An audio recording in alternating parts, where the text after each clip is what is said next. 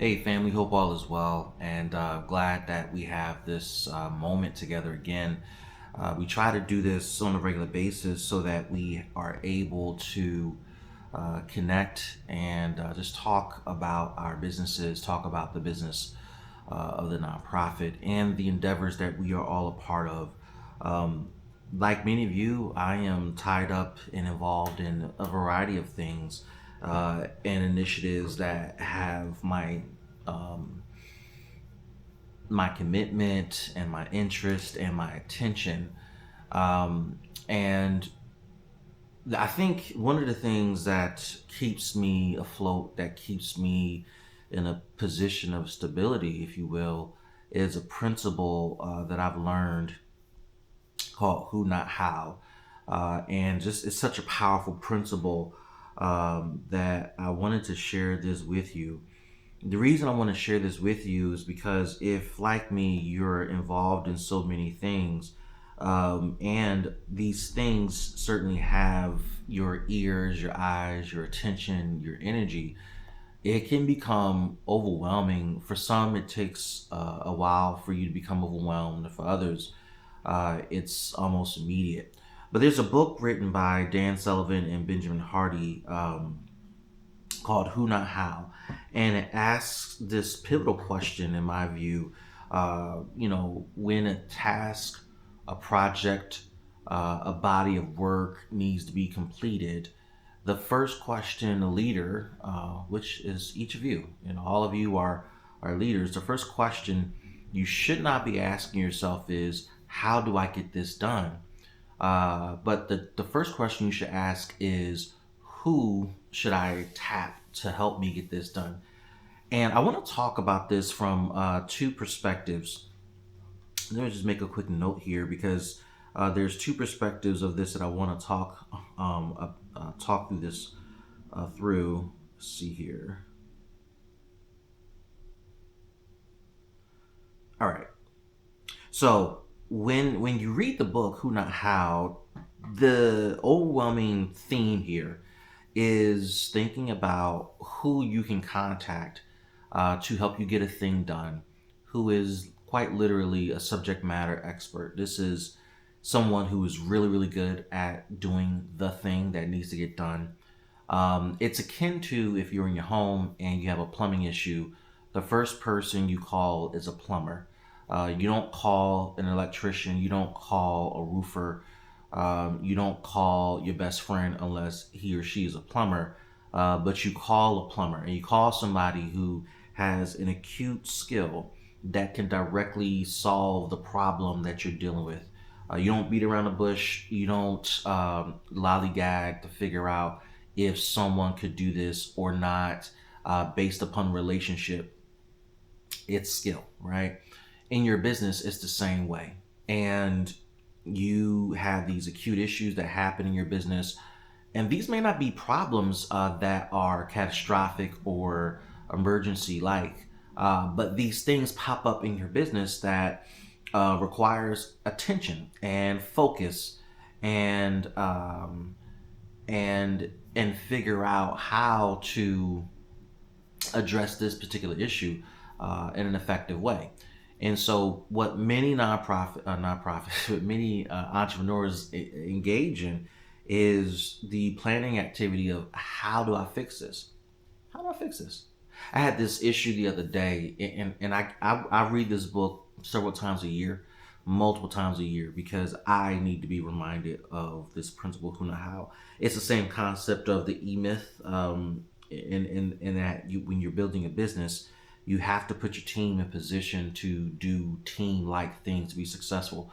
So I was the other day, I'm building this platform, and I went to bed thinking about how to solve a technical issue, like an app technical issue, and I woke up in the morning with the same issue, and it was on my mind all night. And it's not just that this topic was on my mind all night, dreamt about it, woke up about it.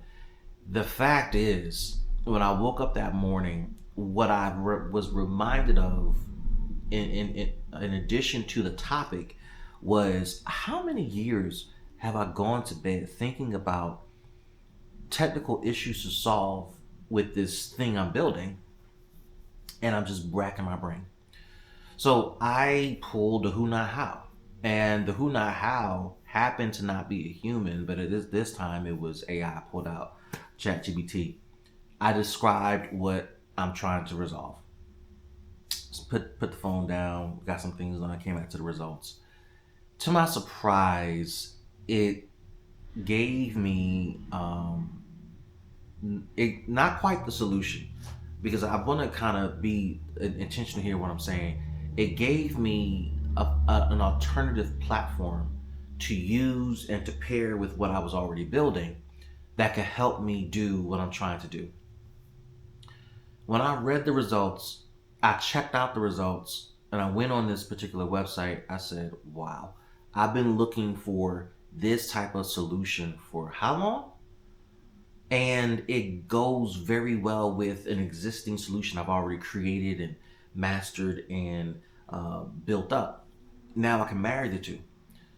And I had this overwhelming reminder of who not how. Like in our AI, it's just like that. So in the book, he talks about subject matter experts in the case where you can hire a person, a human, to do a thing. I just gave you an example where you can tap into hire, if you will, your AI to do a thing. Another way to look at it, before ChatGPT and Claude and Gemini came on the scene, there was YouTube University, and there still is YouTube University, where you can go and figure out how to do a thing instead of trying to rack your brain, trying to be a genius about minuscule things that's minuscule to the landscape of what you're trying to accomplish. And just find out who already figured it out, who already did it. Follow their steps. It's a 2 to 3 minute video. Take your time, go through it, and boom, it's done. Same thing if you buy something and you need to put it together. Instead of trying to be Mr. or Mrs. Fix It, read the directions. Who, not how. Essentially, the book is telling you to read the directions, follow the directions of someone. You ever heard the term, I don't want to be the smartest person in the room, I don't want to be the smartest person in my circle? When you have the who not how mentality, you're saying that I need someone who is smarter than me in this subject matter to lead me, to tell me. I know what I know, but I also know that what I know is limited, because if I knew more, I wouldn't be asking you for your help. I need to be humble enough and acknowledge the fact that you know something I don't know, and to be a good enough leader to know when I need to step back and follow in this area. Now, obviously, I make the final decision. Obviously, I finance the decision. I am the buck stops with me. But up until it's time for me to re-engage, I need to listen. I need to engage. I need to follow. And it's huge. So you may be saying, all right, Dr. Clark, the concept makes sense. I fully understand what you're saying. I fully get it. My business is small and I don't have a rationale for how to engage somebody, and I don't have the finances. I am a big fan of a couple of things that help small businesses advance. So we talked about the use of AI, and if you're not utilizing it regularly, I want to encourage you to do that. There are tons of YouTube videos, there are tons of conversations going around about how to do that.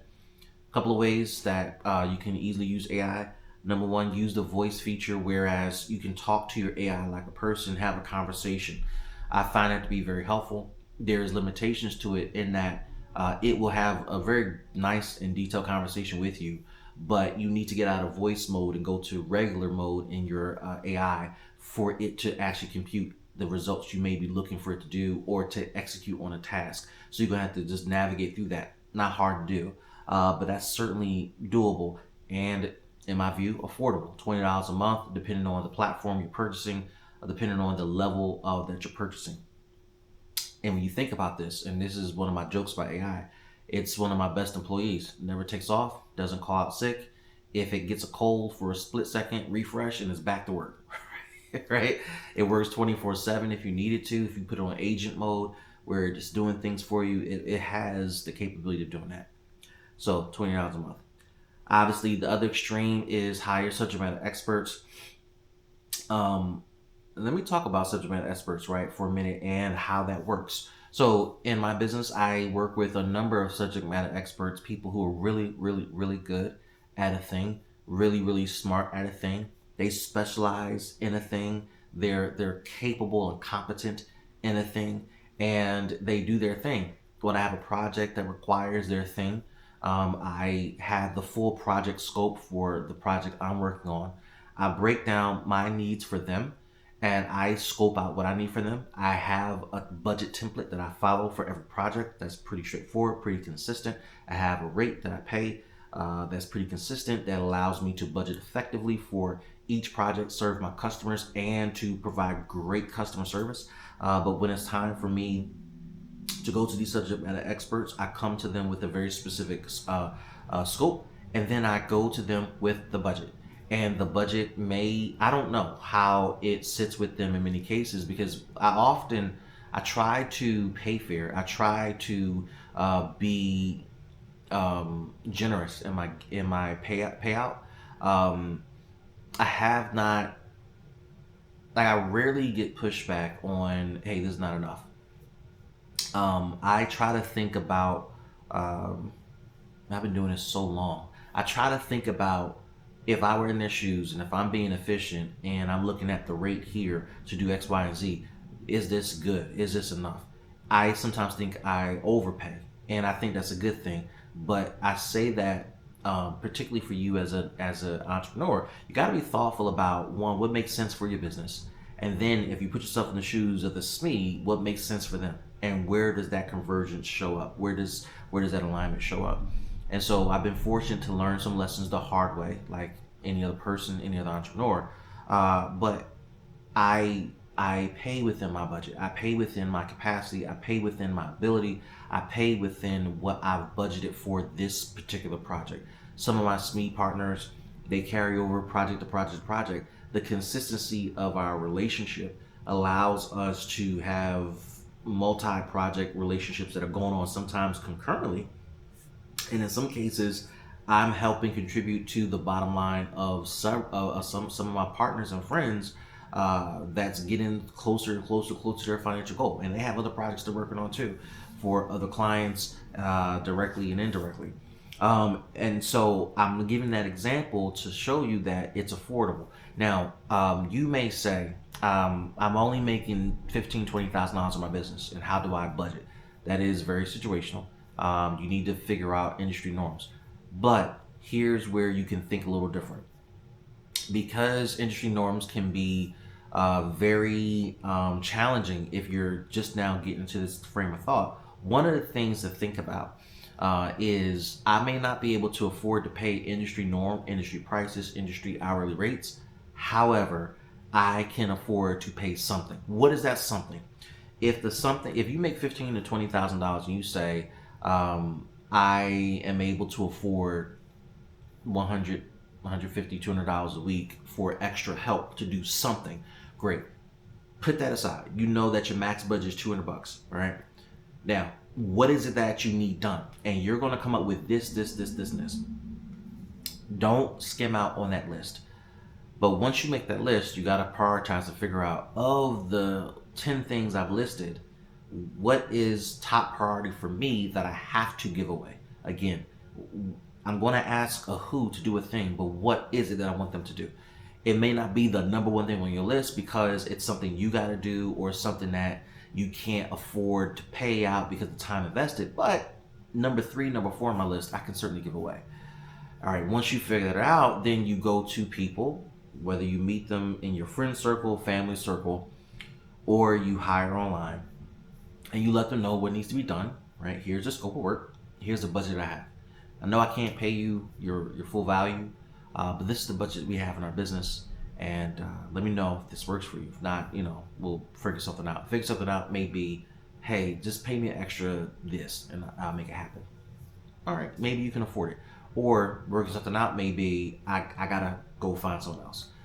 Even if you're hiring family and friends, you want to make sure that this is an employment agreement. This is a contractual agreement. This is a subcontractual agreement, right? You want to make sure you pay on time. You pay when you say you're going to pay. Whether you're using a payroll system, whether you're using some sort of check or some sort of mechanism in your business account, gotta do it. Be on time, be consistent, especially when you are not paying the rates that people should be paid or the industry is demanded. We have some projects now with the nonprofit that we pay some people for, and I know I can't afford to pay them what I want to pay them, what their rate is, what their value is, but they've agreed to work with me. They agreed to work on the projects that I put out there, and because I know it's below rate, the least I can do is be consistent, on time, every time, with their pay. That's the least I can do. What it does is builds trust. As an entrepreneur, you may feel insecure about what you're paying. That's your problem. The people who say yes for a reason. Sometimes it's because of the love that they have for you. Sometimes it's because they believe in your vision. They just want to help you get to the next phase of your business, and it's only a season. Sometimes they may need what you may consider that little 100, 150, 200, $250, that little money. Some people much rather work for you on a stipend basis for $200 than go drive Uber, because I don't have to leave my house to do what you're asking me to do, or I don't have to put people in my vehicle, or I don't have to deliver groceries to make the same, if not more, money for a gig. I've been teaching this for years, and it surprises me how often people are surprised to hear that their work, the work in their business, the work that they are gigging out, may be somebody's Uber or Lyft or DoorDash. They much rather work with you because they're constantly in a professional environment, and you need some stuff that's in a professional environment, or you may be selling something that is on a retail basis, and what you sell is something that they're passionate about on the side. You just don't know, and you can't think for people. That's a huge lesson to learn. You can't think for people. So we talked about hiring AI. We talked about hiring a subject matter expert and paying what you can afford, right? The last thing is hiring a VA. And I've done all three. Hired ChatGPT, Claude. Haven't hired Claude, even though I keep hearing about it. But I've hired ChatGPT, hired Gemini, hired Loom. I've hired Notebook LM. I've hired Jotform. I've hired a bunch of AI platforms, and it does add up. Your tech stack does add up. But if you just start with Gemini or Claude or ChatGPT, just one of those three, you're well on your way. All right. I've hired subject matter experts. I have them in my business. I have them in the nonprofit. It works. I also have hired VAs. I have them in my business and I have them in the nonprofit. It works. Now, why do you use a VA? When you are at the stage where you need consistent work done on a regular basis, and you need a person who's on working on a schedule, and have you developed a budget to pay for that person, this is when you make the transition to hiring potentially a VA before you actually end up hiring an employee who may be stateside. A VA is a virtual assistant. In many cases, they're from another country because the rates are much more affordable. And what they work on are typically things that can be done anywhere around the world. If it's administrative based, if it's project management based, software based, anything that can be done on a computer, on a camera, anywhere in the world, a VA can handle it. And what you're looking for is to hire somebody that shows up every day. Now, your budget may say, I can only hire you 2 hours a day, 3 hours a day, 4 hours a day, whatever it is. Notice what I'm saying. A day, every day, the same time slot every day. It is liberating to know that you have your VA on schedule, 8 hours a day, 4 hours a day, 2 hours a day, same time every day, because now it allows you to forecast what you need them to do and to work on and what they can focus on. What I've learned working with VAs is you don't want to overload your VA with a variety of things, right? It's very tempting, especially if it's your first time. But what I've learned is to have my VAs focus on a thing. Now, I've had VAs who only did one thing every day. I had a VA whose only job was to do sales every day. And this person got really, really, really good at it, and generated some results for us that we're still benefiting from. In a case where you can no longer have a VA for this, a VA for this, and a VA for this, which is very similar to an employment situation, and you only can afford one VA. Here's a tip I've learned. You got to segment their days for them, right? You got to lead them in a way, or lead them in the area of scheduling, because your VAs, in most cases, are going to go down the list of things you want done, and they will get it done. The problem is the VA typically is not as thoughtful about the big picture as you are, because it's your business and you know how all of this stuff works in the constellation of your business. So to help them, I've learned to not do training about my business in depth, because one, if you do it, it's a waste of time. It's a lot of hours, and most of your VAs aren't going to retain that information because they have other companies, clients they work with and work for, where they're doing stuff. VAs tend to string projects together where it can become very lucrative for them. So you don't want to do that.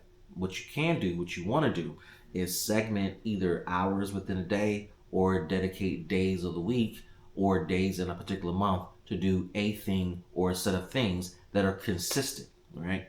And it allows you to position your VA to be effective and purposeful and intentional, and not distracted, right? So on Fridays and Mondays, I have my VAs work on sales. My VA work on sales, right?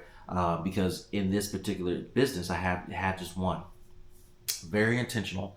I'm very budget conscious. I'm very focused on not overextending myself financially, and from a management standpoint, adding more VAs. Although I could clearly see a pipeline towards having dedicated VAs to do dedicated things, but we're not there yet. Even though I've done it before, we're not there yet, and there's an intentionality in that decision. Now I'm sharing this with you so you can understand how you make your decisions, how you make up your mind to be intentional. So on Fridays and Mondays, they do sales. They're doing outreach. They're doing the mining. They're doing the data analysis and research. They're sending the emails. They're scheduling appointments. They're doing all the things that's related to sales. They're preparing sales documents, etc., and preparing them for my review. Those 2 days, that's all they do. Now, the other thing that they do on Fridays and Mondays that's done every day are going through my email triage, right? And making sure that I have everything in my box that I need to look at. On Tuesdays, Wednesdays, and Thursdays, it's much more fluid, whereas they're managing projects that are tied to our clients. They're managing off-topic tasks that need to get done that may be a little bit here, there, everywhere, but it's expected, right? But that's something that I've been working on, and here's another little secret. It's something I work on every day. It's not something that I've just figured out and then, oh man, I've been doing it for years. It's a daily, it's a weekly, monthly thing that I'm constantly evaluating. Am I deploying my staff in the best way possible? Am I positioning my staff the best way possible? So just to kind of dig into this a little bit more, and this is true for your AI. This is true for the person who's doing per diem work or SME work for you, SME work. This is true for your VA. It's true for your employees. Until you can afford to hire a senior leader, executive, a director, or whatever in your business who's responsible for a department, who is just amazing, and they work for you and on your payroll, you as a CEO and entrepreneur are going to have to think to some degree for your people. And so this may seem counterintuitive to the who, not how, but I'm going to explain this, particularly when you cannot afford a GM or a director of sales, director of operations, director of this, that. All right. So you're going to have to be really, really, really good at recording directions and guidelines. Now, there are things that you need your VA to do for a particular client. If you are really, really good at the thing, and I'm going to trust that you are, and you've been doing it for years, but now you're in a space where you have a VA or a subject matter expert, or even your AI, you want to be able to get the things out of your head that you know as fast as possible. I cannot stress the speed at which you got to do this. You got to do it as fast as possible. You got to record your thoughts. Before you hire somebody and you think you want to do this in the next 3 to 6 months, hire a SME or VA, begin recording how you do the things you do. Get a camera just like I got. Get your smartphone. Get your laptop on. Get your tablet and just record. If it's screen recording every click and movement, talk to yourself on the video, stream to yourself. If it's setting up a camera in the corner and it's watching you create the thing you're selling, do it and talk while doing it. Why does this matter? It matters because it allows you to record the SOPs that you need, the standard operating procedures that you need standardized, so that whoever comes in, whether it's an AI product, a SME, or a VA or an employee, they know what your process is and they know how to do it the way you want it done. A lot of entrepreneurs and people in general have trust issues, and therefore they say nobody can do it the way I do it. And if you want it done right, do it yourself. Well, that's a lie. And nobody can do it the way you do it because you never told nobody how to do it, and the directions you have given have been woefully inadequate, not specific, not clear. You don't communicate as well as you think, and a lot of us think things that we don't say out loud. And so what you learn, this is what I've learned, by recording myself doing the same thing over and over and over again, I start to figure out, just knowing and being conscious of the fact that I'm recording, I need to say this on camera, or I need to articulate this better, or I've been putting off fixing this step in the 10-step process. Let me fix it now, right? And then what ends up happening, by the time you keep recording, and you're practicing the thing you are doing, and you're getting the results you're looking for, and it's getting better and better and better, more efficient, by the 5th, 6th, 7th, 8th, 10th video, you've gotten a product called an SOP. Now, I use a platform called Loom. It's one of my favorite tools because it video records if you're on a laptop, or you record on a camera like this and upload it to Loom. But Loom's power, its benefit, is behind the scenes where it processes the video. You can share the video like YouTube, but it also has AI where it transcribes the video. It creates SOPs. It creates how-to documents, checklists, all the things you may need to share with someone, whether it's a staff member, team member, client, stakeholder, etc. All you did was upload a video, and it helps you do those things. Yes, you can take the video, transcribe it, put it in ChatGPT, do all those other things, and go the extra mile. You can do all that, or you can do it with Loom. And I gotta tell you, when you're recording yourself and you're creating these SOPs real time, and you're getting the results you're looking for, and it's consistent, and you share those videos, those series of videos, or just one, it helps you tremendously. I've gotten in a habit, if I got a thing that needs to be done, and it's like a 5-step process, 10-step process, I record a 2 to 3 minute video explaining what each step is. And when I assign it to my staff members, they watch the topic that's relevant to where they are. And it's a 2 to 3 minute video, and they replay it. The other benefit of the video is you don't have to repeat yourself. If you're one of those people that don't like to repeat yourselves, or you just hate saying it over and over and over again, record yourself. Save yourself some time, some trouble. Folks, I can go on and on and on about this. The concept of who, not how. Again, the book is great. You got to read it. It's all about delegation. It's all about understanding. When you don't delegate, you end up procrastinating. And when you end up procrastinating, you look up 2 to 3, 4, 5, 6 months down the road, realizing I still didn't do this thing. I don't feel like doing it. And the truth is what they say in the book, and I think it's so true, and I say it this way, that your procrastination is a prophetic voice to you to let you know you got to delegate that task.